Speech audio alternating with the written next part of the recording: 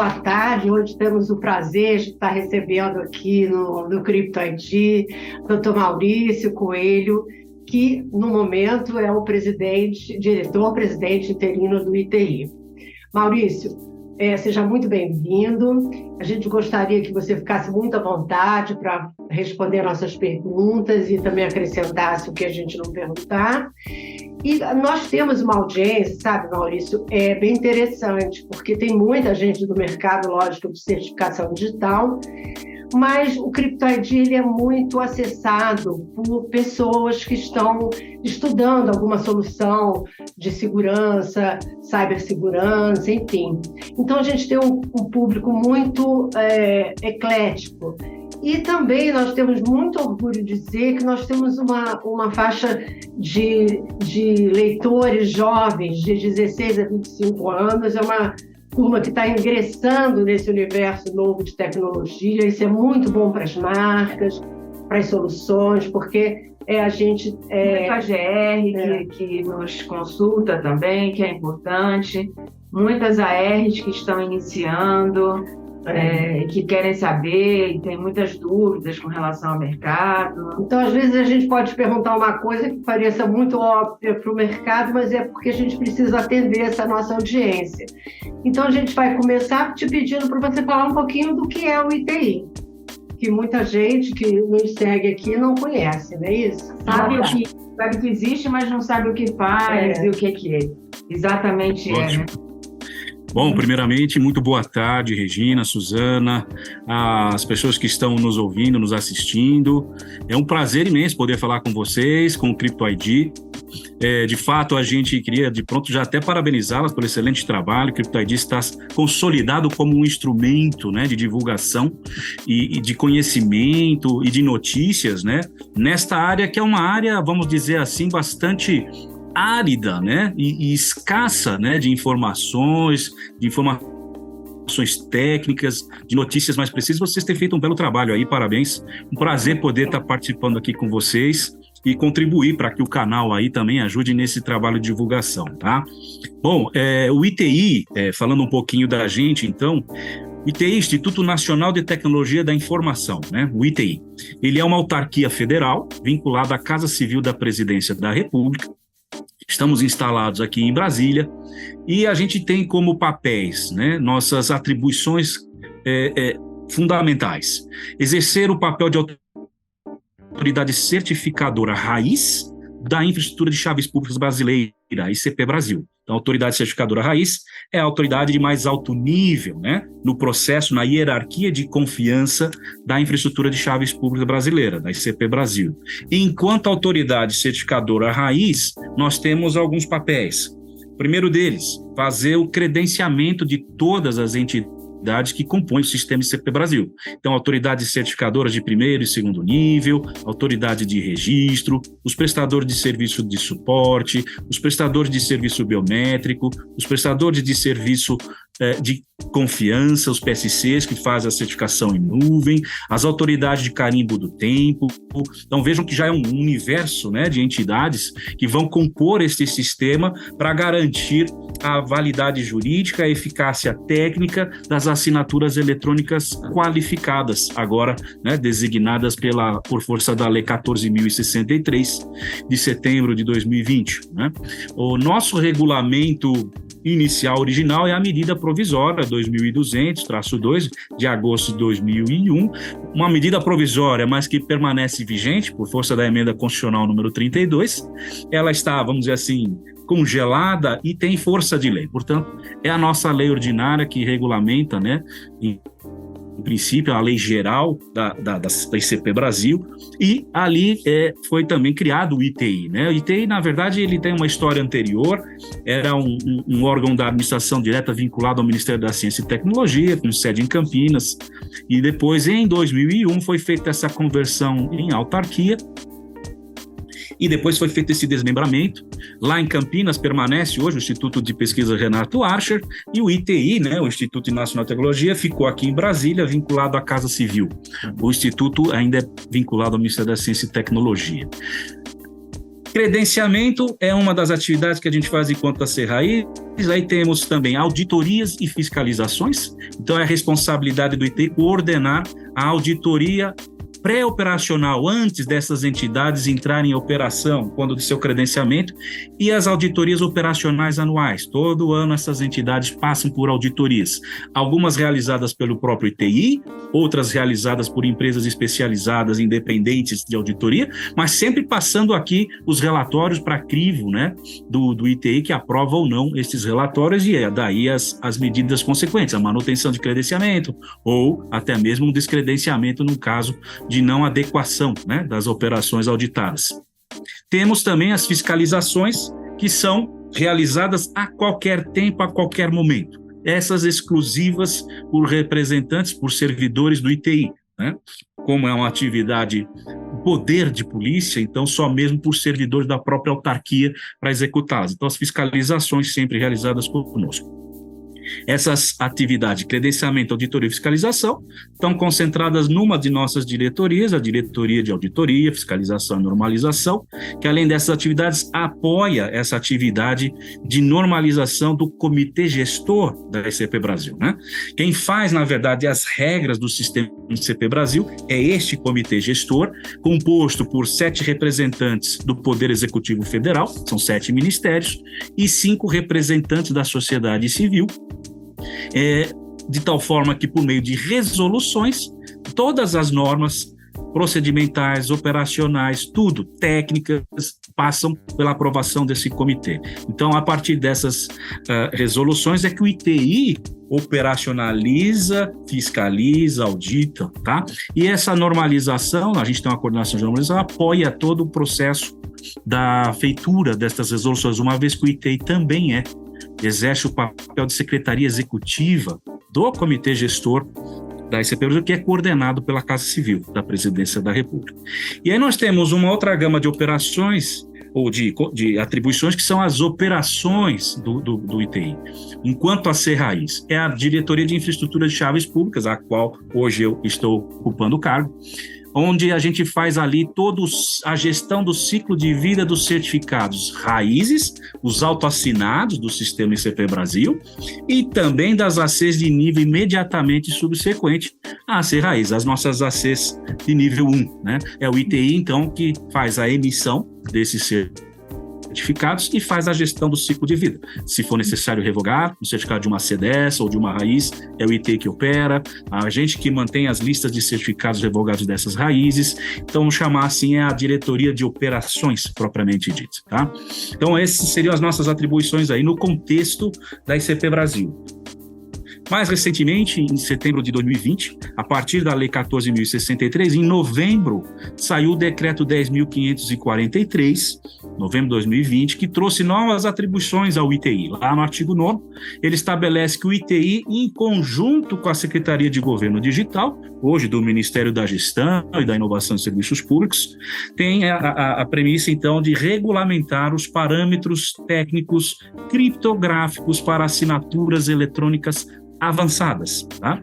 E também atribuiu, no segundo parágrafo, o ITI, o poder de apoiar normativamente ou mesmo operacionalmente os órgãos da administração direta e indireta nas matérias de criptografia, de assinaturas eletrônicas, de biometria, ou seja, as matérias que nós temos expertise aqui instaladas. Então, a partir disso, numa cooperação com a Secretaria de Governo Digital, que é a mantenedora da plataforma GovBR, né, a plataforma de serviços públicos digitais do governo federal, o ITI é o provedor hoje da solução de assinatura eletrônica avançada da plataforma GovBR, tá?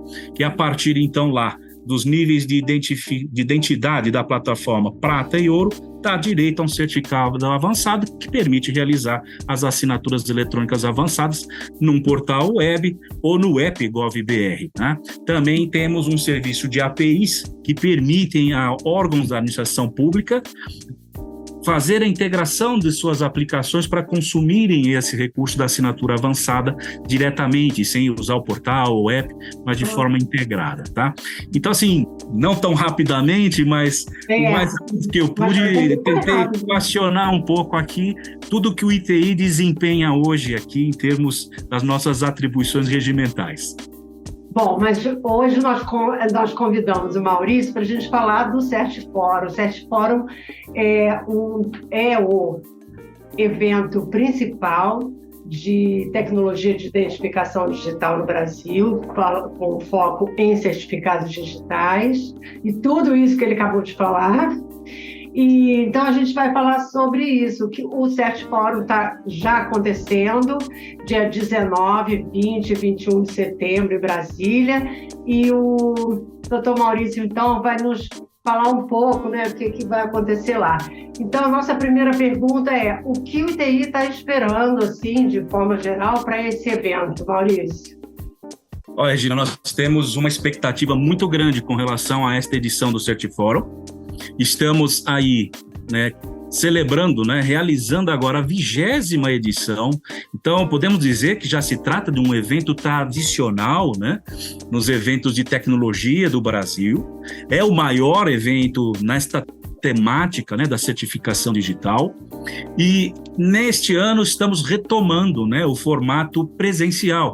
Infelizmente, por conta da pandemia, a gente teve restrições para a realização de eventos, as reuniões, deslocamentos. Então, as últimas edições de 20 e 21 e 22, né, foram realizadas em formato virtual, né? A última edição física em 2019. Então, este ano retomamos o formato presencial. E nós temos, como eu disse, uma grande expectativa. A gente está preparando uma grade de programação bastante interessante e eu acho que a gente vai poder aqui detalhar e comentar um pouco em mais detalhes. E assim, acho que todo mundo está com saudades do CertFórum, né? É mesmo. Então, além evidentemente, do conteúdo que é ali exposto, é uma oportunidade muito rica, né, do networking, de fazer os contatos com quem faz certificação digital, quem consome certificação digital, né, os órgãos reguladores da certificação digital. Enfim, a gente consegue reunir toda a comunidade, né, ou o ecossistema ICP Brasil, como a gente gosta de chamar, conforme a imagem que tem lá no site do ITI, né? Então, assim, a gente está com uma expectativa muito boa para esta edição do CertFórum. Maurício, eu queria só fazer uma ressalva. O evento, todo ano, né, ele começa com uma cerimônia à noite, só para convidados. Então, esse dia 19 que eu falei, na verdade, é só para convidados. Na verdade, mais são as próprias autoridades certificadoras, os palestrantes, né? É um esquenta para começar o seguinte. Então, na verdade, o evento aberto ao público é dia 20 e 21. Agora, duas perguntas sobre isso. Primeiro, o evento é gratuito? Segundo, vai ser transmitido online, ao vivo? Então, vamos lá, só corroborando o que você acabou de esclarecer, exato. No dia 19, na verdade é uma solenidade de abertura para um grupo reservado de convidados, onde a gente ali tem algumas autoridades de governo, autoridades governamentais, a gente tem os patrocinadores, a gente tem a indústria ali participando, e justamente alguns convidados de aplicações chamadas assim especiais, importantes, né, no contexto da certificação digital, para que a gente possa, como você disse, fazer esse primeiro momento, esquentar as turbinas, para efetivamente mergulhar nos 2 dias seguintes, aí sim, 2 dias inteiros, né, de programação, de grade programática, com bastante apresentação interessante. Bom, com relação, então, às 2 perguntas que você coloca, né, vamos sim fazer agora no formato presencial, né, físico, e não teremos, é gratuito, tá? As pessoas não pagam, as inscrições são gratuitas, inscrições que inclusive já estão abertas, tá? Já estamos aí com cerca de 660 inscrições realizadas. Nossa, que beleza, hein? É excelente, por isso que eu digo, a expectativa tá boa, tá? Então, corram para se inscrever, tá, pessoal? Porque, infelizmente, por ser um evento físico, tem limitações, né, de espaço, de assentos. Então, realmente, não deixem para a última hora, corre o risco de ficar sem. Mas é um evento gratuito, tá, presencial, e não teremos a transmissão simultânea, tá? Desta vez, nós queremos privilegiar realmente o presencial, as pessoas ali conosco, interagindo conosco. O evento será gravado, claro, e depois será editado e disponibilizado, né, no nosso canal no YouTube, para quem não teve a oportunidade de vir e tal, e depois poder, então, acompanhar e saber tudo o que foi realizado. Mas não teremos transmissão simultânea este ano. Os anos anteriores, o formato foi remoto, mas eu acho que... o que você acha desse formato remoto? Foi interessante, apesar de que era obrigatório na época, não tinha outra opção, né? Então, nem adianta achar que não era interessante. Naquela época foi, mas não seria interessante continuar com a parte remota também? Suzana, olha só, eu vou dizer para vocês minha opinião, né? Eu acho que os eventos em formato virtual funcionaram bem, eu diria, tá? Mas por óbvio que tem uma limitação, né? As pessoas estão à distância, então é aquele momento que você está ali conectado que você consegue absorver alguma coisa.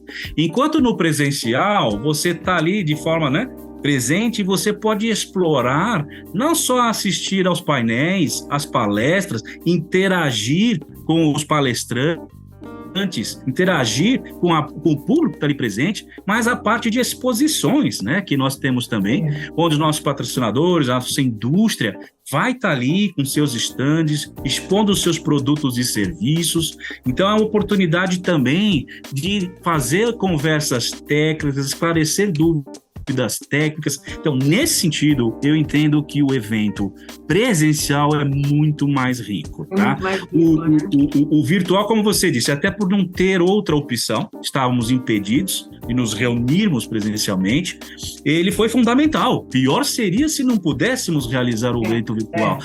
Ficaríamos com uma lacuna de 3 anos sem esta interação, sem esse contato. Então, ele funcionou bem, tivemos bons públicos, mas eu percebi isso, a gente muitas das vezes fica premido, né, pelo horário ali estabelecido, não há uma oportunidade de interação com a nossa audiência, e nesse sentido eu acho que ele empobrece um pouco. Tá?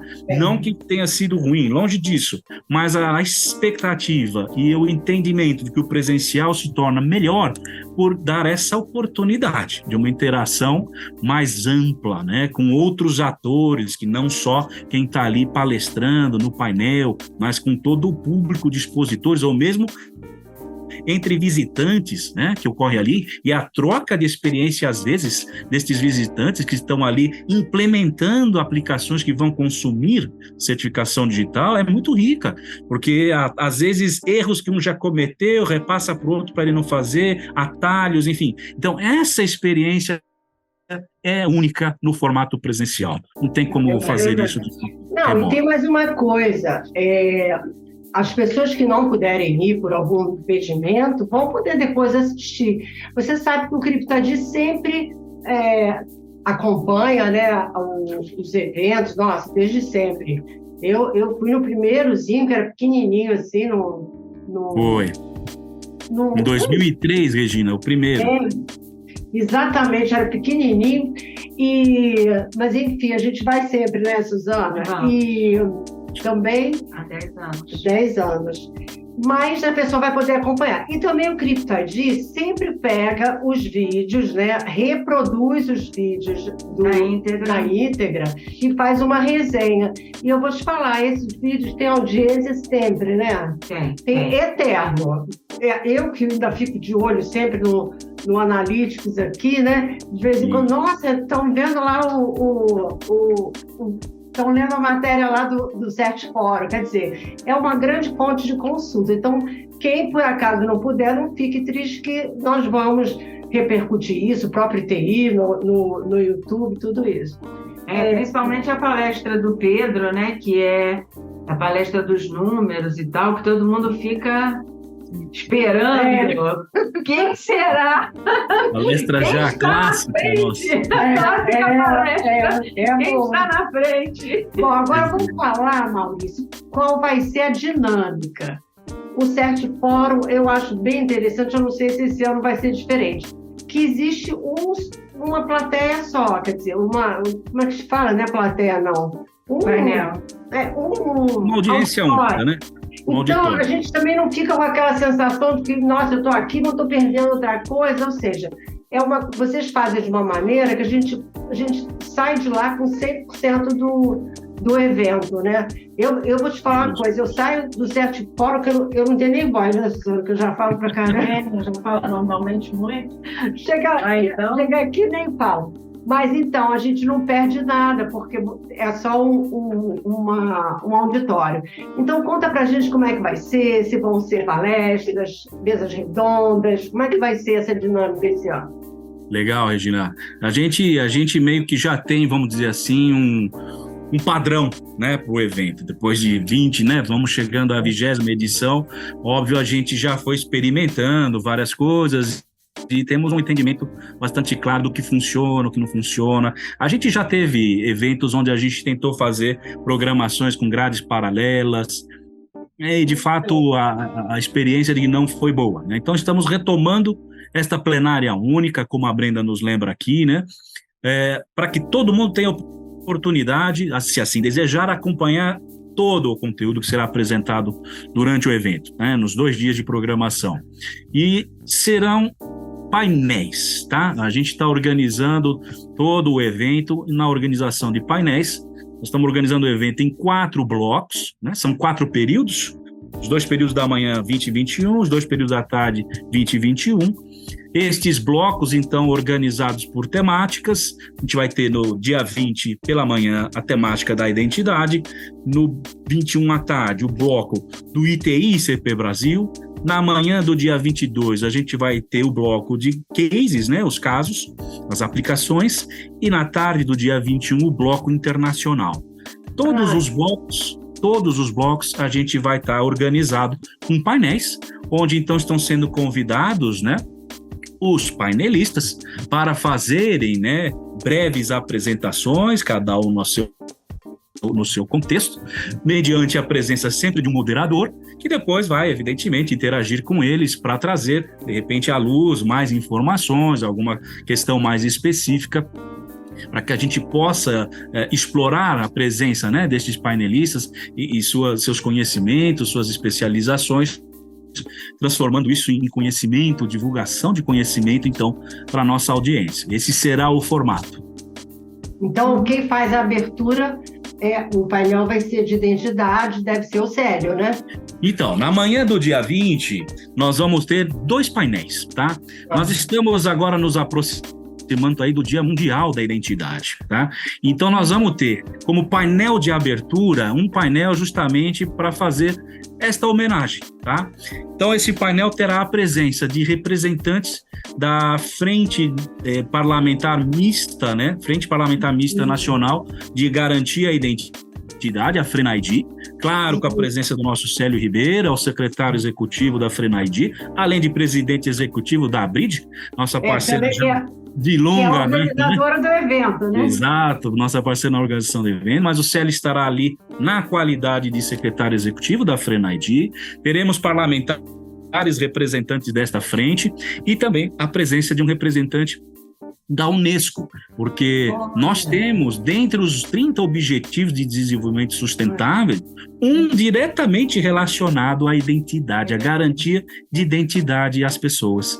Então, a Unesco, teremos um representante da Unesco também para vir falar um pouco para a gente de como está se integrando o Brasil nesse contexto, né? A gente está com a questão da Carteira de Identidade Nacional, assim, né? Um projeto aí também aquecendo turbinas, decolando. Então, esse painel terá esse escopo, esse objetivo. Na sequência, a gente faz um segundo painel, aí com representantes da SIM, propriamente dito, da Carteira de Identidade Nacional.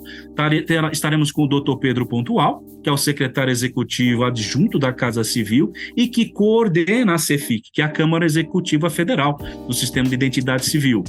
Teremos o secretário Rogério Mascarenhas, da Secretaria de Governo Digital, que exerce o papel de secretário executivo da CEFIC. E teremos o nosso Eduardo Lacerda, que é o líder técnico do projeto da SIM, hoje, lá na Secretaria de Governo Digital, com o doutor Rogério Mascarenhas, para também fazer eu estarei moderando este painel, com muito gosto, justamente para a gente trazer para a audiência um conhecimento mais detalhado dá sim, do que se trata, qual é o planejamento que temos, o que já está feito, o que está por ser feito e, principalmente, tentar trazer isso para o contexto de interesse da ICP Brasil, né?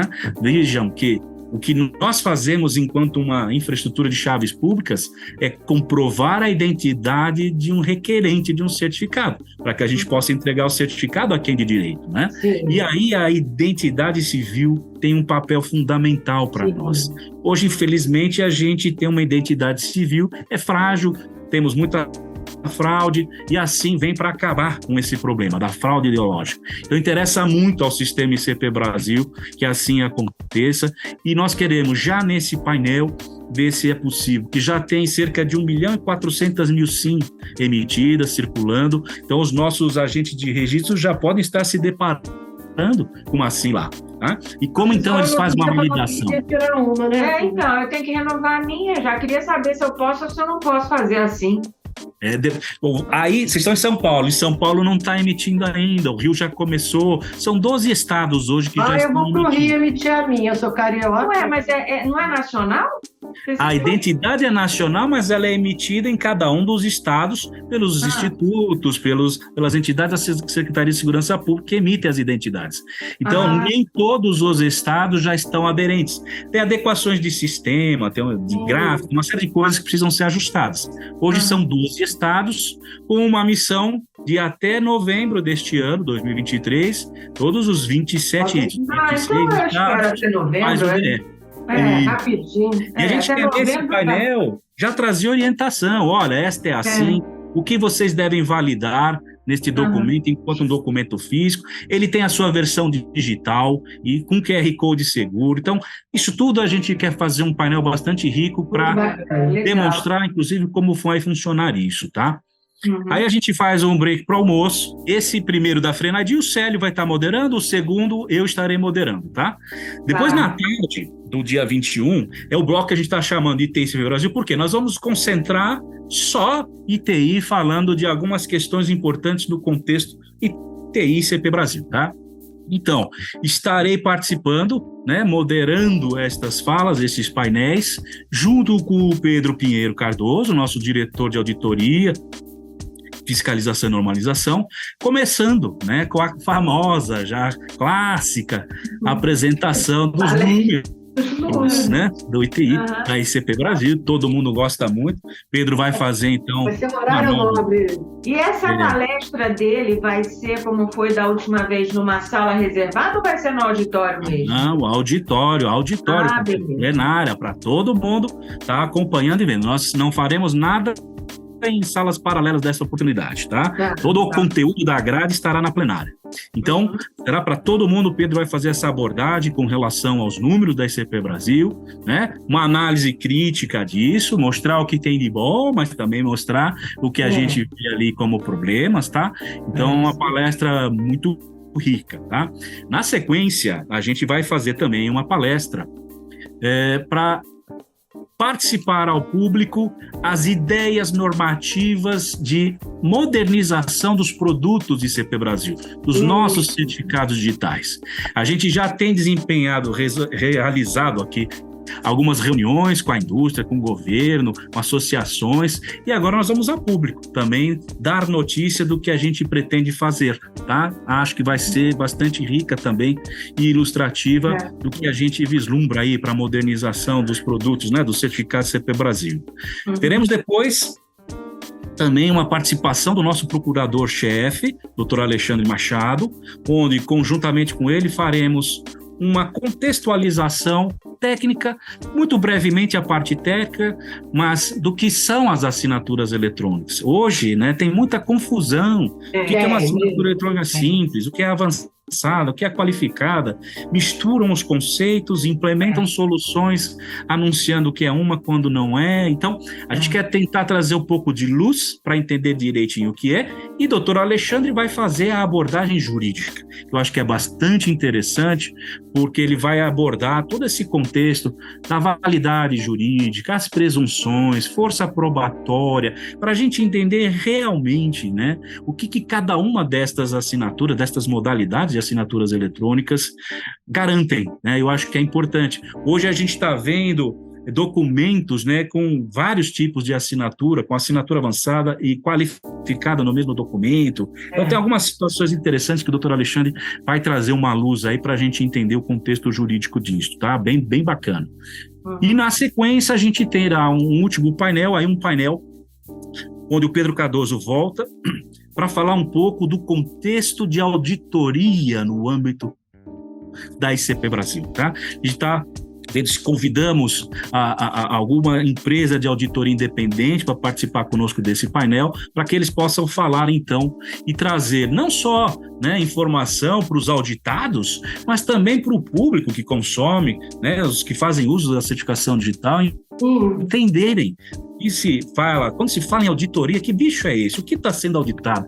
Né? Para que serve? A gente quer trazer também, para fechar esse primeiro dia, um painel tratando dessa questão de auditoria, CESARs, enfim, as auditorias no contexto aí da ICP Brasil, tá? E a gente fecha, então, o primeiro dia. Segundo dia, pela manhã, a gente abre com o bloco, então, de cases, né? Vamos trazer cases que nós reputamos aí muito representativos, importantes, né, para o sistema ICP Brasil. E aí a gente deve ter um case que envolve a área da saúde. Vocês sabem, a gente já tem uma aplicação interessante, que é a da prescrição, né, de remédios, medicações, exame, a prescrição eletrônica, né? Agora, o que está acontecendo? A gente tem uma aplicação da dispensação das medicações. Como vocês sabem, quando um remédio é controlado, no papel são 2 vias, uma fica retida, e no eletrônico, né? Como é que faz? Que é um documento só, ele é assinado digitalmente, ele é original sempre, você compartilha. E aí, vai numa farmácia, eu pego os remédios lá, vou embora, entro na próxima, vou usar de novo aquela receita. Então, é uma aplicação que está sendo desenvolvida pela gente para a Anvisa, né, a agência controladora, onde vai, então, implementar um mecanismo, não vou antecipar, deixa para surpresa, né, durante o evento, mas um mecanismo de controle da dispensação, de tal forma que você vai na farmácia, pega o seu remédio controlado e há mecanismos, então, de controle que não permitirão você usar aquela mesma receita para comprar aquele remédio outra vez, tá? Isso é um case bastante interessante. Bem interessante. Isso é legal. Eu tomo remédio controlado e eu já vi que a minha receita perde a validade. Isso, as receitas têm validade, exatamente. Não, assim, você usa, mostra uma vez e na segunda vez, quando eu quero clicar, ela já não clica mais.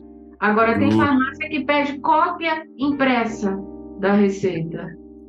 Aí são os jeitinhos, né? Controlado. Aí você faz o quê? Não, tá bom. Aí eu mando para a pessoa da farmácia, para a pessoa imprimir, para poder... Não sei para quê. Mas aí tá bom. Eu discuto. Não, só faço o processo. É mais simples, porque não adianta eu discutir. Eu preciso do remédio mais do que discutir com a pessoa.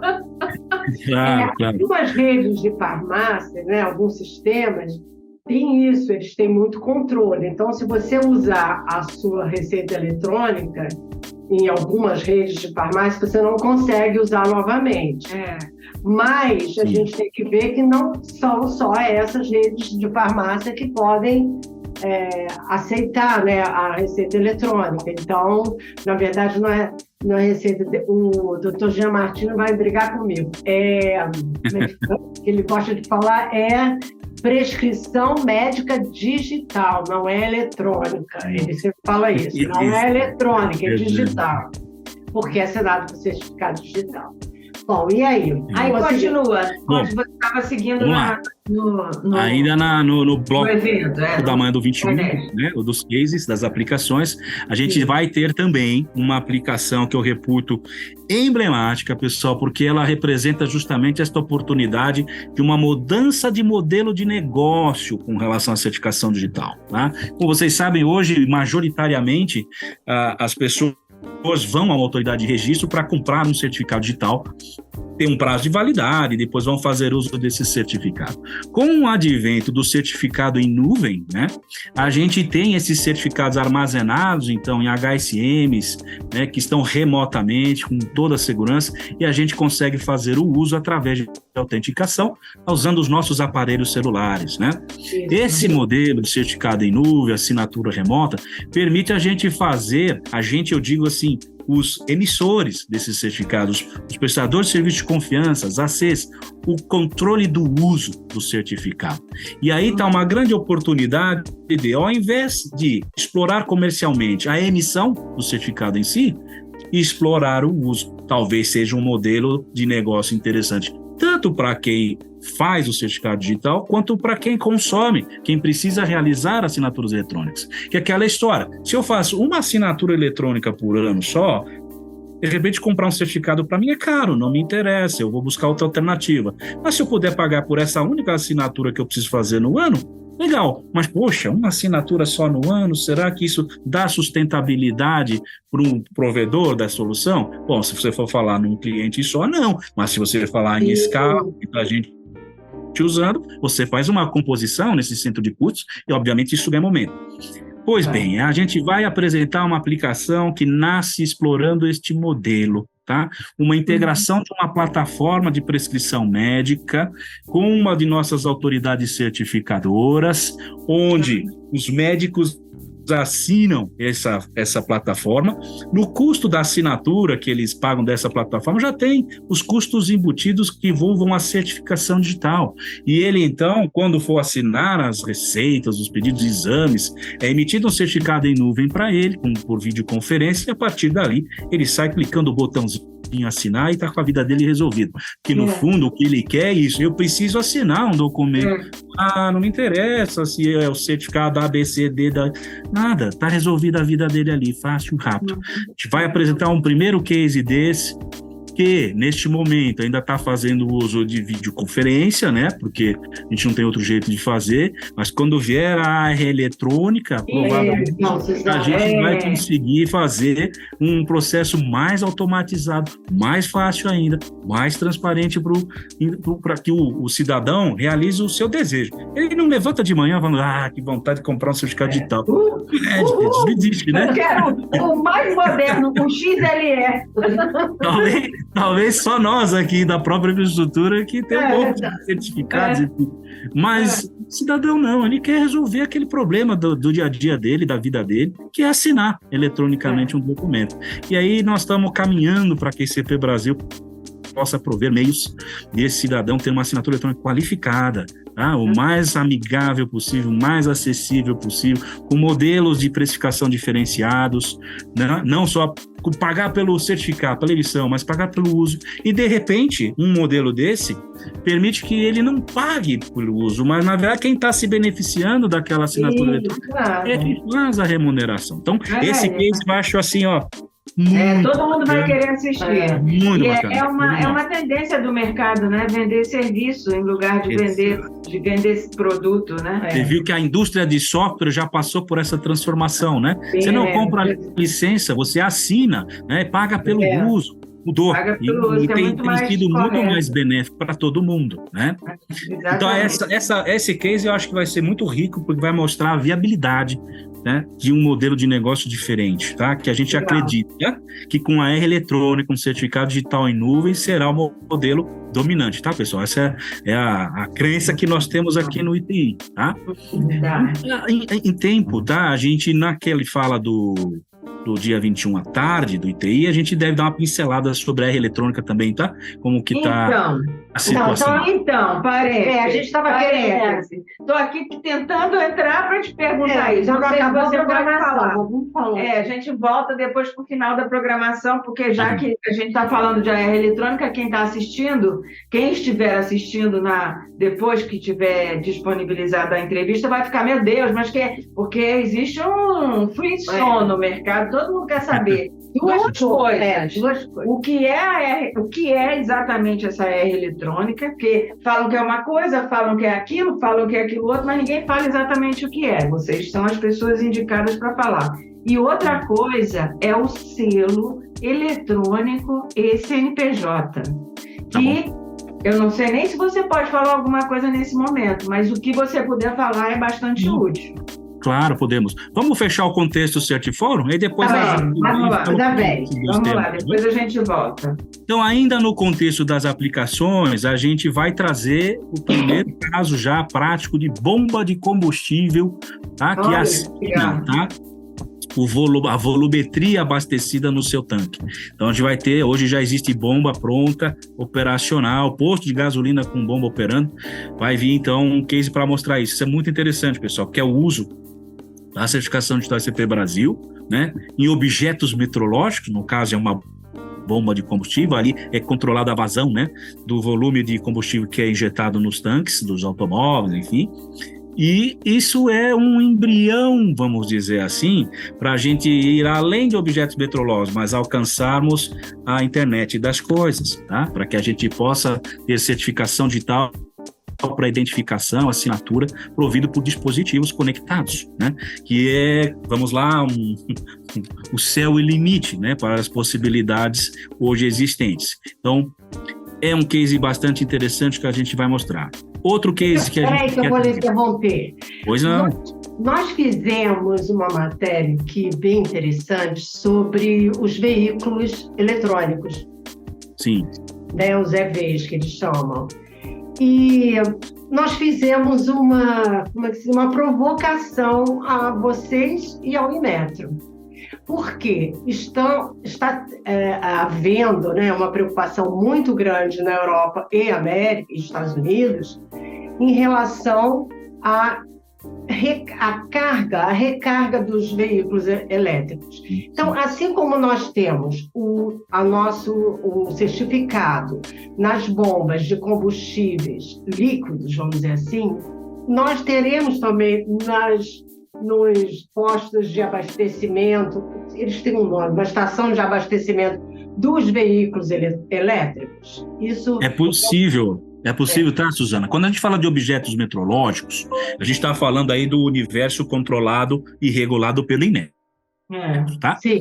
Por isso, até mesmo que o Inmetro hoje é uma autoridade certificadora credenciada no nome da ICP Brasil e a gente tem ACs subsequentes trabalhando nessa cadeia específica, exclusiva para objetos metrológicos. O Inmetro definiu que as bombas de combustível seria o primeiro dos objetos, mas é lógico, eles têm lá planos de fazer uma sequência de outros objetos. Então, objetos de mensuração, né, são muito comuns. Então, aquele reloginho de medir energia nas nossas residências, o reloginho de medir água, reloginho de medir gás, balanças, tudo isso são passíveis de embutir certificação digital para controle dessas aferições, para que não hajam desvios, cobranças indevidas, tá? E aí, quando você fala nessas extrações de reabastecimento dos carros elétricos, claro, ali tem um mecanismo de controle, né? Pode sim estar ali. Mas isso, obviamente, é o próprio Inmetro estará presente conosco lá durante o evento. Vamos perguntar isso lá, né? Vai ser uma oportunidade exata de conversar com eles, qual é o roadmap aí, qual é o planejamento deles para os próximos objetos, tá? Mas é possível sim, Regina, com certeza. E o que a gente pensa é, porque a certificação digital, na forma como a gente faz hoje, ela não está, vamos dizer assim, 100% legal para a internet das coisas, tá? Quando a gente fala internet das coisas, a gente está falando de dispositivos aos milhares, aos milhões, onde a capacidade, às vezes, de processamento é pequena, que precisa trabalhar com chaves menores, um processo de emissão de certificado mais automatizado, não tão burocratizado, tá? Então, essas coisas a gente vai passar também por um estudo, uma avaliação e provavelmente vamos estar propondo em algum momento uma regulamentação para esse tipo de certificado, tá? Para dispositivo internet das coisas. Bom, vamos ao segundo case. Segundo, terceiro, já vou para o quarto case. Case. Vamos lá. A gente quer trazer um estado da nossa federação para falar da emissão conjunta do certificado digital ICP Brasil de pessoa física com o documento de identidade, tá? Você sabe que já existe regulamentação.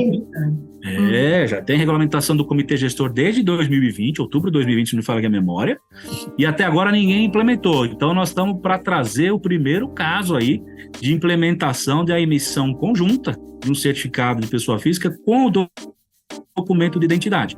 Isso vale, este modelo vale tanto para o modelo atual que a gente conhece, dos RGs, mas também já vai ficando, né, de experiência para emissão conjunta com a nova carteira de identidade nacional. Então a gente também reputa esse um case assim, bastante emblemático, que pode ser muito importante para a gente massificar o certificado digital CP Brasil na pessoa física, tá, pessoal? Um case muito interessante. Então, assim, esses cases todos, a gente vai ter aí a participação de outros atores moderando, do ITI, para também dar oportunidade, né? Outras pessoas, outros servidores nossos, estarem participando ou contribuindo no evento. E aí a gente fecha essa parte da manhã do dia 21 e vamos para a tarde do dia 21 com o bloco internacional, tá? Nesse bloco internacional, a gente vai ter o Marcelo do MRE, do nosso Ministério de Relações Institucionais, junto com o Rui Ramos, aqui do ITI, moderando, né, uma série de painéis. Um primeiro deles do Mercosul. Você sabe que a gente tem, né, aquele acordo de reconhecimento mútuo assinado já em 2019 no Mercosul. Então está havendo desdobramentos. Argentina, Paraguai e Uruguai já internalizaram, tá, esse acordo. Falta o Brasil, então estamos aí trabalhando junto ao nosso Congresso para ver se a gente consegue finalmente aprovar o decreto legislativo que faz essa internalização, para que o acordo gere plena eficácia jurídica.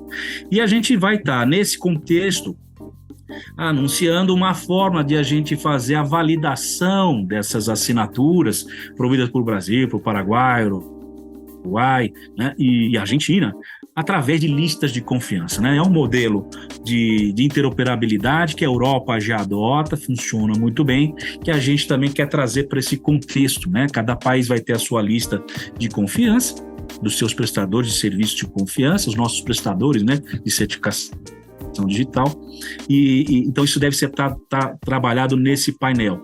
Teremos depois a participação de representantes da ALAD, que aí vamos expandir, vamos sair do universo dos 4 países do Mercosul para ir para os 13 países da América Latina, do México para baixo, estamos todos juntos. E aí também no contexto da lá de ver essa questão da lista de confiança, como se faria esse reconhecimento mútuo. E ainda agregando mais um pouquinho, representante da GEALC, que aí além dos países latinos, pega ali o Caribe também, para a gente trazer para essa discussão desse contexto também de reconhecimentos e então as listas e tudo mais. Então, é uma questão muito interessante, saindo do contexto só local, nacional, né, para ver como a gente começa a se relacionar com esses países todos, então, nesse âmbito Mercosul, América Latina e envolvendo já Caribe. E nós teremos também a participação esse ano do Contra-Almirante Honorato, representante lá do Gabinete Nacional de Segurança de Portugal, o GNS.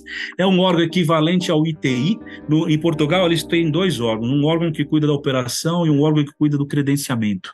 O GNS cuida dessa parte do credenciamento, né? Então, o Contra-Almirante Honorato nos honrará com sua presença para falar um pouco da experiência, então, de Portugal com relação às identidades eletrônicas e a questão da certificação digital, das assinaturas eletrônicas, no contexto, né, do EIDAS, tá? Que é um parâmetro de referência importante para nós. E nós estamos também, ainda para confirmar, estamos fazendo uns esforços, acho que vai dar certo, trazer um representante da Comissão Europeia, da Diretoria de Tecnologia, para falar do EIDAS 2.0, tá? Eles estão já lá nos procedimentos de aprovação desta nova versão, para nos trazer um pouco, então, do que foi essa experiência com o EIDAS, né, original, o que eles viram de bom, quais foram as lições aprendidas e quais são as novidades que eles estão trazendo aí para o EIDAS 2.0, tá? E aí a gente deve ter aí, então, o encerramento desse bloco e, por consequência, o encerramento do nosso Certifórum, tá? Então, vejam, tá uma programação muito rica, com informações realmente bastante interessantes, modernas, e acho que do interesse, né, da comunidade, vamos dizer assim, do ecossistema ICP Brasil. E os assuntos estão bem concatenados, eu gostei da descrição. que estão bem ligados uns aos outros e não tem uma coisa assim que seja totalmente dispersa, né? Sem dúvida, sem dúvida. Muito bom. Muito Nossa, bom. vai ser uma edição maravilhosa. Será? Estamos certos disso. Exato. Agora, vamos você voltar não vai no- fugir da resposta da pergunta que a gente fez relacionada à eletrônica. Eu sei que você E não ao vai poder... selo. E ao selo também. Eu sei que você não vai poder cobrir tudo aqui, mas pelo menos dar uma pincelada, uma explicação genérica para as pessoas que a gente vê que não tem as pessoas- entendimento do que é exatamente a AR eletrônica. O povo fica apavorado quando fala em AR eletrônica, as pessoas Tá do bom. mercado. Vamos lá, pessoal. AR eletrônica. O que é AR eletrônica? Bom, para começar, temos que estar bastante seguros e tranquilos que uma AR eletrônica não acontece do nada, tá? Na verdade, a AR eletrônica é mais um canal de atendimento das ARs. Então, para começar, tem que ter uma autoridade de registro credenciada no âmbito da SP Brasil, tá? Uma pessoa jurídica credenciada como autoridade de registro, tá? Essa autoridade de registro credenciada, então, ela pode atender presencial, ela pode atender por videoconferência e ela poderá atender por AR eletrônica. O que é esta AR eletrônica? É um canal de atendimento automatizado, um autosserviço, não intermediado por um agente de registro. Mas, na verdade, então, uma aplicação pode ser um portal web, pode ser um app no celular, pode ser um totem, de repente, instalado em locais públicos, onde esta aplicação dessa AR ou da AC, mediante sua AR, toda AC tem uma AR também, tem que ter uma AR sempre por trás. Vai prover esta solução, onde o cidadão, esse cidadão que é mais, vamos dizer assim, geek, está mais acostumado a lidar com tecnologia, é autossuficiente, vai lá e faz tudo o que precisa ser feito para emitir um certificado digital, tá? Agora, é um canal. As ARs não estarão obrigadas a fazer, faz quem quiser, tá? Assim como hoje, a videoconferência não é obrigada. As ARs têm a opção de fazê-lo, tá? O presencial, lembre-se, era obrigatório no passado, né? Depois, com o advento da pandemia, foi mudada a lei, a MP, e hoje a gente tem a possibilidade presencial ou de forma remota, desde garantidos os mesmos níveis de segurança, tá? Então, para começar, é importante entender isso. A AR eletrônica não é um ser novo, uma entidade nova, não, tá? É a AR que terá mais uma possibilidade de canal de atendimento. Este é um canal automatizado, sem intervenção humana, tá?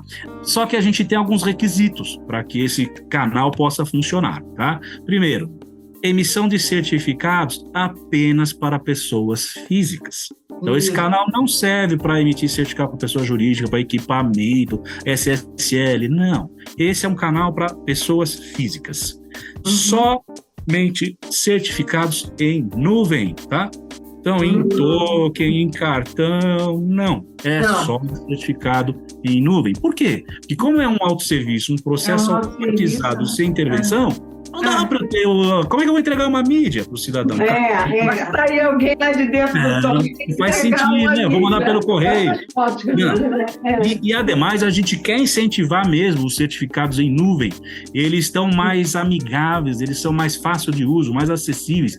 As pessoas se sentem mais confortáveis, dá menos suporte, não tem a questão de perder ou travar cartão, token, é muito melhor. Tá? E para nós, infraestrutura, dá muito menos suporte. Então, isso é custo, isso consegue baixar o custo. A gente já tem certificados em nuvem hoje sendo praticados a preços menores do que um certificado A1, por exemplo, para vocês verem.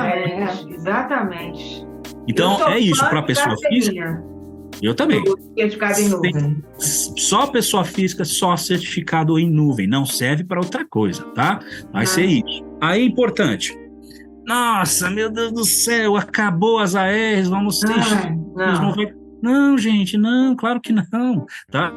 Lembrem-se, é mais um canal de atendimento. O presencial vai continuar existindo, mesmo para pessoas físicas. Vamos lá, tem gente que não lida bem com tecnologia. Meu pai jamais vai ter condição de pegar um app lá e fazer sozinho a emissão, não dá.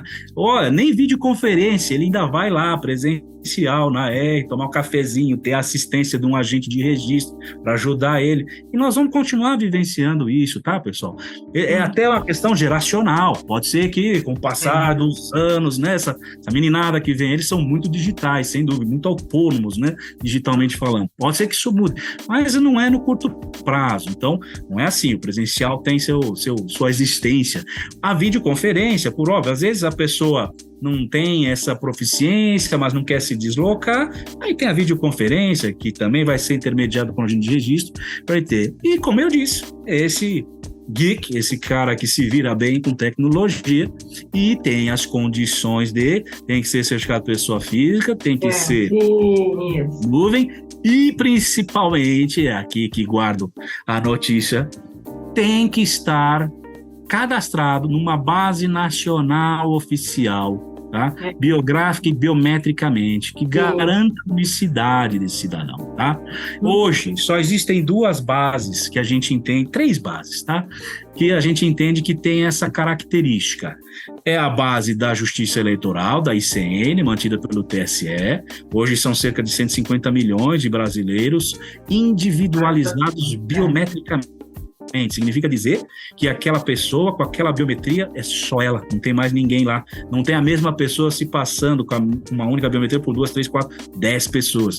Parece que já pegaram o caso de 57 pessoas com a mesma biometria. Então, essa é uma base, e é uma base nacional, tá? Ela tem abrangência nacional com essa legislação.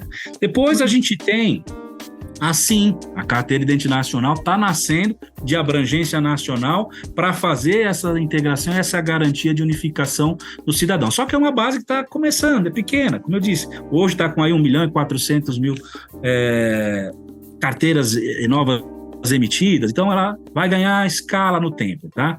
Existe também a base da Polícia Federal, é uma base nacional, mas essa base não está disponível para a gente acessar, por isso eu costumo então nem comentar. Então hoje o que a gente precisa? Da ICN e da SIM. Quando estas 2 bases estiverem disponíveis para que entidades privadas, porque vamos lá, as nossas ACs, em sua maioria esmagadora, são entidades privadas, possam consumir estas bases, aí será o momento de a gente implementar a R eletrônica. Hoje elas não estão disponíveis, tá? Tanto a ICN quanto a SIM ainda não estão disponíveis para esse consumo automatizado, importante que se diga, né? Tem que ter APIs disponíveis para as aplicações de ACs, ARs, poder implementar a integração com a R eletrônica. Ainda não está disponível. Então, é só por essa razão que a gente ainda não tem condições de implementar a R eletrônica. Então, pessoal, assim, muito rapidamente, é esse, tá? Um breve resuminho do que é a R eletrônica e o contexto, né, a que ela se destina e o que a gente está aguardando. Então, logo a gente tem a condição de ter acesso ou a uma, ou a outra, ou a ambas. A ideia é uma instrução normativa do ITI, aí regulamentando o modus operandi mesmo, de como fazer isso, e aí o Sistema Inspector Brasil poder ofertar a solução de R eletrônica. É muito claro o que você falou, quer dizer, todo mundo é capaz de entender isso. E perfeito. Vamos lá, selo é o seguinte, hoje, como vocês sabem, a gente tem certificados digitais de pessoa jurídica. Esses certificados de pessoa jurídica, ICP Brasil, eles trazem internamente a eles informações de uma pessoa física, que é o responsável pelo uso daquele certificado. Então, ali tem um CPF e tem um nome, tá? Esses dados estão dentro do certificado de pessoa jurídica. O que a gente está observando, tá? Tem crescido muito, e principalmente depois do advento do LGPD, as pessoas ficam muito preocupadas, evidentemente, em ter seus dados, né, expostos. E o que acontece é que muitas aplicações permitem autenticar a pessoa física a partir de um certificado de pessoa jurídica. Então, aqui no ITI, tem um certificado pessoa jurídica do ITI, mas tem os dados do Maurício lá, como responsável pelo uso, tá? Eu consigo ir no ECAC, por exemplo, e me autenticar como Maurício, meu CPF, e ter acesso aos meus dados fiscais, por exemplo. Ou ir lá no GovBR, me autenticar e conseguir usar qualquer dos serviços públicos lá. Se sou eu mesmo, tá bom, né? Vai lá.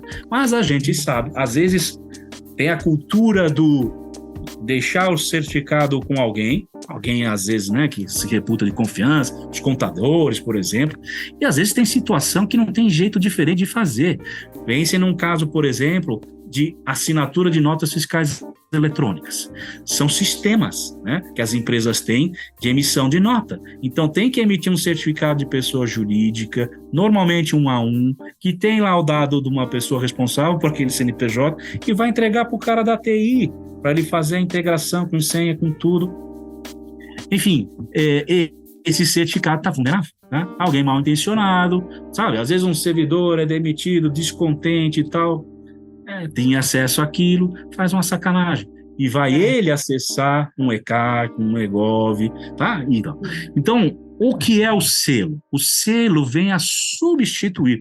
O pessoal vai falar, meu Deus, vai acabar o selo. Não é isso. Nós vamos substituir. E é uma ideia, tá, pessoal, que a gente está desenvolvendo. A gente vai estar apresentando isso naquele painel das ideias normativas de modernização, tá? É uma ideia que a gente está construindo, que é a experiência europeia. Na Europa não existe esse certificado, a não ser em casos muito específicos, tá? Portugal mesmo tem um caso lá muito particular, mas, na verdade, eles têm esse tal certificado de selo eletrônico. Ele não é um certificado de assinatura, como são os nossos certificados. Isso é outro problema que a gente evidencia. Tem pessoas usando o certificado de pessoa jurídica para assinar contrato, tá? Não, do ponto de vista técnico, tá bom. É uma assinatura que foi realizada ali. Mas do ponto de vista jurídico, a gente tem que lembrar que a assinatura é justamente o ato de manifestação de vontade. Uma pessoa jurídica manifesta a vontade, sim, mas não autonomamente. Ela o faz através dos seus representantes legais. Então, tem empresas que lá no estatuto, no contrato social, diz que os 3 sócios precisam assinar conjuntamente. E aí, quando você pega um certificado de pessoa jurídica e assina um contrato, só essa assinatura é nula, não gera os efeitos jurídicos. É interessante, mas o Brasil é muito grande, o conhecimento desse detalhe de informação é muito precário ainda, as pessoas não sabem, às vezes podem achar um certificado de pessoa jurídica, pode assinar o contrato que é da pessoa jurídica. Até advogado que deveria entender isso, óbvio. Até advogado faz precisão. Vou contar aqui, tá? Vocês não contam para ninguém. A gente conta aqui no gravando. Mas até aqui, às vezes, a gente recebe, formulário de credenciamento tá? De entidades, uma assinatura de um PJ, tá? Exatamente. Um só. Quando lá no contrato tem que assinar 2, 3, tá? Então, é cultura, tá, Suzana? Você tem razão, é conhecimento. Mas cabe a nós, a gente não controla a aplicação, tá certo? Eu não consigo controlar o usuário, o que ele faz do certificado dele. Ele assina lá um termo de reconhecimento, de compromisso, de responsabilidade, que ele não deve compartilhar, ele deve proteger a chave, a senha, a mídia. Mas eu não controlo ele. Também não controlo a aplicação, tá? Sim, esse caso de autenticar uma pessoa física através de um certificado de pessoa jurídica, não consigo. Então, o que a gente precisa fazer, o que a gente tem controle? Eu tenho controle sobre os certificados. O selo vai resolver isso no seguinte sentido: não será um certificado de assinatura, ele é um certificado de origem. Ele vai atestar a origem do documento e a sua integridade, que aquele documento está íntegro e que ele foi, sim, emitido por aquela empresa, por aquele CNPJ, que está ali constante daquele certificado. Não teremos mais informação nenhuma de pessoa física dentro desse certificado. Melhor coisa, tá? Isso. Então, é um certificado que se destina muito apropriadamente para nota fiscal eletrônica, para documentos fiscais, para declarações, qualquer tipo de documento que não precisa ter uma pessoa física responsável ali por trás, mas sim apenas a comprovação da origem daquele documento e que ele está íntegro, né? Não foi adulterado. É a isso que se destina este selo eletrônico, tá? Então, a ideia é uma ideia de estar construindo isso, estão buscando os processos, é substituir o certificado de pessoa jurídica como é hoje por esse certificado de selo eletrônico, tá? A partir da experiência europeia que a gente tem observado, a gente tem buscado cada vez mais alinhamento lá com o regulamento do EIDAS, o EIDAS 2.0. Deixa de ser um certificado qualificado também. Sem dúvida, né? Sem dúvida. É tido por uma autoridade certificadora, né? Esse conceito de qualificado, vocês sabem que às vezes leva a alguma discussão, né? Se a gente levar a rigor as definições internacionais, inclusive, o que é um certificado qualificado? É um certificado emitido por um prestador de serviço qualificado, ou seja, é aquele que é credenciado, auditado, fiscalizado e emitidas suas chaves e armazenadas em hardware, em dispositivo seguro criptográfico, também homologado, certificado. Então, a rigor, nem um A1, não é? não, exatamente. Nem o nuvem. Nossa, não, o nuvem é. O nuvem é. O nuvem está lá. O nuvem está no Está HC. armazenado em HC. Agora o A1 não é.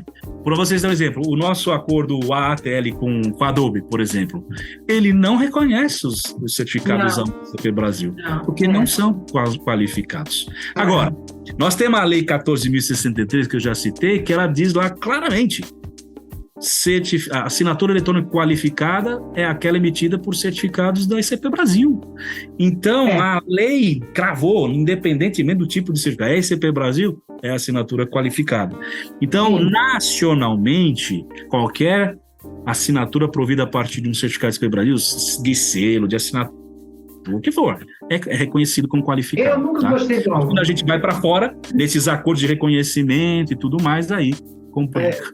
Olha, nós temos aqui no CryptoID o EIDAS publicado na íntegra, inclusive está bem fácil de ler, porque tem um índice que a pessoa vai ver o que quer, clica lá e vai na parte do EIDAS, porque é muito grande. É um documento para se ler aos poucos, porque é imenso. Sim. Nós temos ele publicado em português, de Portugal, porque como Portugal, né, faz parte da comunidade europeia, é publicado também. Então, é bem interessante, quando a pessoa tiver essas dúvidas, quiser saber o que é o EIDAS e tudo isso, é só escrever no Google, EIDAS mais CryptoID, que chega lá. Bacana. Olha, excelente a sua explicação, acho que foi bem, bem elucidativa. Não creio que tenham muitas dúvidas. Sempre tem, né? Porque as pessoas sempre ficam... Essa história da R eletrônica, tanta gente já explicou e todo mundo fica... Não, gente, não é. Explica-se de novo, mas todo mundo tem a mesma dúvida sempre. Outra coisa que a gente sempre explica aqui são os certificados dos cartórios. O notarial, que a gente explica que é um certificado avançado, é um certificado para uso interno deles, é um certificado que, na verdade, está substituindo aquela fichinha que eles guardam E guardavam, né? Guardavam lá. Mas as pessoas não entendem. Então, mas a gente, as pessoas não entendem que para a assinatura do documento, o tabelião ainda usa um certificado digital para fazer a prova do documento. A responsabilidade, porque a pessoa só consegue ter o notariado quando um dos cartórios dá a ele esse certificado, emite. Então, ele se responsabiliza pelo aquele certificado. E o documento só é válido quando a assinatura dele. Quando tiver tabelião, senão não tem mais chance. Até entre os cartórios, a gente sempre fala isso. O cartório de imóveis não aceita um documento se não tiver assinado com o certificado do CP Brasil do tabelião do cartório de notas. Então, até o próprio cartório faz confusão. Até eles, Até eles também. Então, mas olha, aí é o de menos. Estamos aqui para isso, né? E um certo fórum também. Olha, eu acho das minhas perguntas eu acabei. Maurício, a gente já está chegando ao fim, quero te agradecer demais essa presença. E eu acho que depois a gente, independente do Certifórum, a gente seria muito interessante a gente também fazer um pós, ou até lá mesmo, se tiver oportunidade, né? Mas falar um pouco sobre o que aconteceu, mas eu gostaria de ter um tema que são as assinaturas avançadas. Porque as pessoas precisam entender isso, precisam entender que sim, existe na assinatura avançada o seu valor também, né? Claro. Existe alguém que se responsabiliza, existe que foi lá, que checou os dados da pessoa, não é assim do nada que nasce uma assinatura avançada. Então, a gente acha muito interessante a gente esclarecer isso também, né? Exatamente. É ótimo. A gente pode, lembrando, né, que no painel nós teremos o doutor Alexandre falando exatamente... Exatamente, é o doutor Alexandre que a gente queria trazer aqui junto com você para a gente fazer uma sabatina, né? Uma explicação, porque a gente consegue fazer umas perguntas. Exatamente. Parece que vai botar a pessoa, encostar na pessoa na parede, não. É só para as pessoas entenderem. Não, com prazer, gente. Claro, a gente pode fazer, nos organizamos para isso.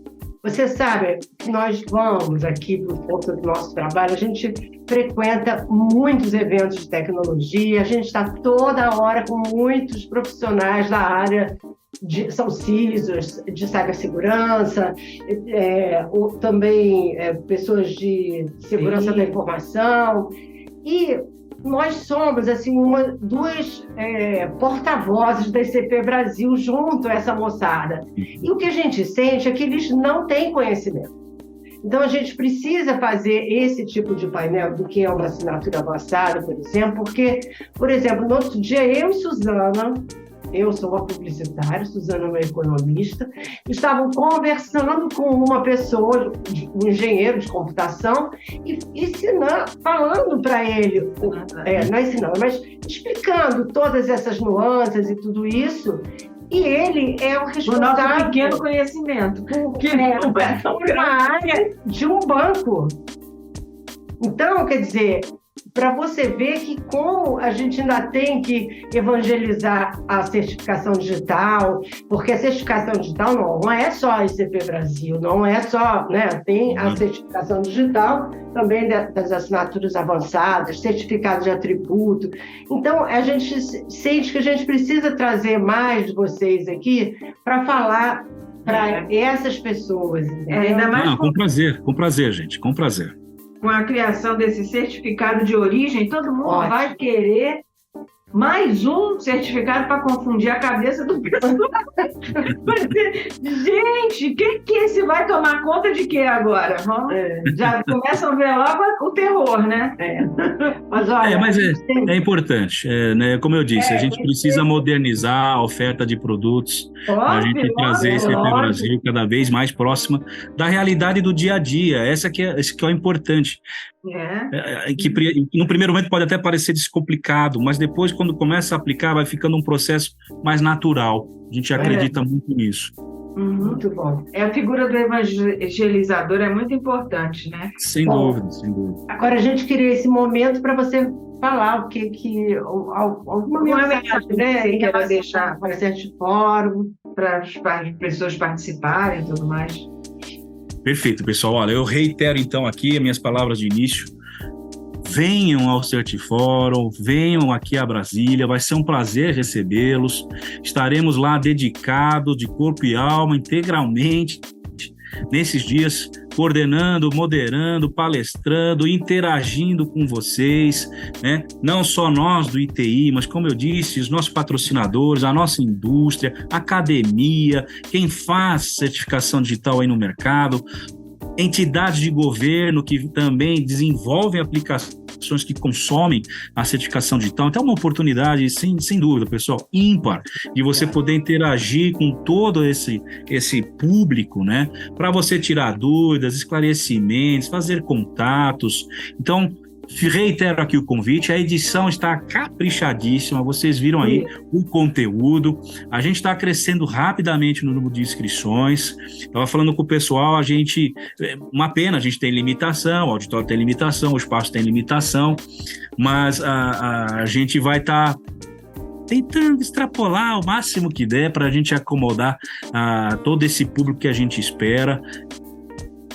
Venham, eu tenho certeza que não vão se arrepender, tá muito rico, vão sair com informação, assim, top, né? Na crista da onda de modernização, tá?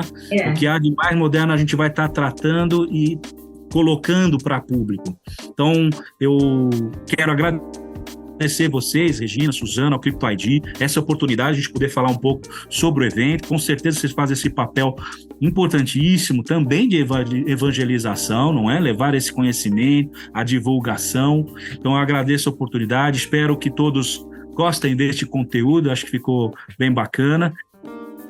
E esperamos vocês todos lá, né? O Crypto ID, inclusive, para quem sabe, durante o evento a gente consegue também fazer ao vivo e a cores por lá. Nós sempre somos convidadas especiais lá do nosso Célio Ribeiro, da organização, porque realmente a gente faz uma cobertura bem bacana, bem diferenciada, e eu gostaria de complementar o que você disse, venham, mas o Certifórum não é só para as pessoas da indústria. As pessoas que lidam com empresas grandes e que precisam identificar pessoas, seja comércio, saúde, bancos, enfim, as pessoas precisam entender mais do que a gente vai falar lá, né, do que a gente vai ouvir, na verdade, nós aqui, porque isso facilita os projetos e muitas vezes as pessoas ficam querendo criar soluções que já existem. Exato. Não é? Muita gente vem para cá para querer... Não, eu estou precisando disso, daquilo... Não, você não precisa de nada, isso já existe. Eu tenho, né, Suzana? Muita gente tem essa preocupação de como que vai identificar as pessoas, por incrível que pareça. E eu gostaria de falar uma coisa muito importante. Você que é uma R pequena, não faça economia nessa hora. É a oportunidade que vocês têm de conversar com as pessoas que são as pessoas importantes e que são os porta-vozes de informação concreta, correta, e que pode tirar todas as suas dúvidas nesse momento. Então, faça um sacrifíciozinho no seu orçamento e compareça. Não deixe de ir. É isso mesmo. É isso mesmo, Suzana. Assina embaixo. E nosso último agradecimento é a Brenda, que nós fizemos sempre a solicitação e foi atendida praticamente imediatamente. Então, e ela também está lá para comandar esse povo todo, né? Que não é fácil essa organização toda, né? É verdade, não é não. Tá bom? Bom, gente, excelente. Muito obrigada. Até a próxima. Nos vemos lá dia 19. Tá? Estaremos juntos, com certeza. De tardinha. E até a próxima. Vamos fazer um pós-evento, hein? Obrigada. Obrigadão, viu? Até mais, boa tarde. Tá. Tchau.